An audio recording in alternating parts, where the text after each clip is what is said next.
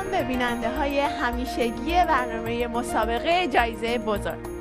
امروز یک بار دیگه اومدیم با یه سوال دیگه که ببینیم یه رقابت ایجاد کنیم بین شما دوستای عزیزم و ببینیم کیو از کجا میتونه برنده مسابقه امروز ما باشه. واسه یه مسابقه امروز ما $200 گذاشتیم کنار که بدیم به برنده عزیزمون. بریم سراغ سوال برنامه امروز. اینجا که میبینید سوال امروزمون اینجاست و تفاوت بین دو تا عکسه که شما باید سه تا تفاوت بین این دو تا عکس وجود داره که خانم جسیکا آلبا هستن. 3 تا اختلافه، ولی شما با گفتن یه دونه اختلاف میتونید برنده $200 امروز ما باشید. تفاوتش هم زیاد سخت نیست، مطمئنم که شما میتونین و برنده ما باشید. ببینیم که کی میتونه امروز زنگ بزنه و $200 رو ببره. با شماره های زیر تماس بگیرید. شماره رو گذاشتیم که شما زنگ بزنین و برنده مسابقه ما بشید. ببینیم که کی و از کجا میتونه برنده باشه.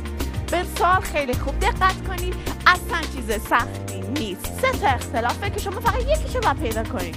البته 3 تاش هم پیدا کنین که شاید سوال بعدیمون 2 تا اختلاف دیگه باشه. شما خوش شانس باشین و بتونین برنده باشین. منتظر زنگتون هستم. شماره این زیر هست.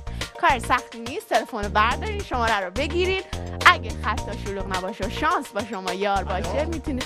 الو سلام دوست عزیز. سلام عزیزم، میتونید خودتون رو معرفی کنین؟ رضا هستم. رضای عزیزم، از کجا زنگ میزنی؟ آه چه شهر خوبی. شهر مورد علاقه من. عزیزم تونستی اختلاف رو پیدا کنی؟ هر 3 تاشو؟ یکیش واسه ما کافیه.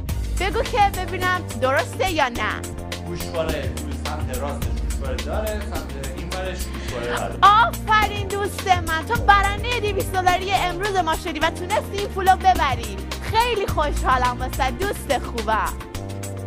باید خدافزی میکنم، تو رو به پشت صحنه میسپارم و با شما بیننده های عزیز خدافزی میکنم. خدا یار و نگهدارتون. بای.